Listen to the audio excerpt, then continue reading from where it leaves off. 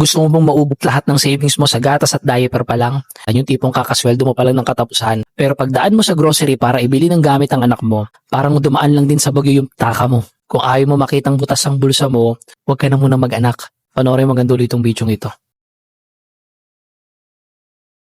Ang video po na ito guys is sponsored ng Gin and Jan Kidswear. Totoo nakakaiyak guys no yung mga presyo ng bilihin ngayon at mabilis talagang maubos yung savings natin pag meron tayong baby. Pero alam mo ba kung ano ang mas totoo?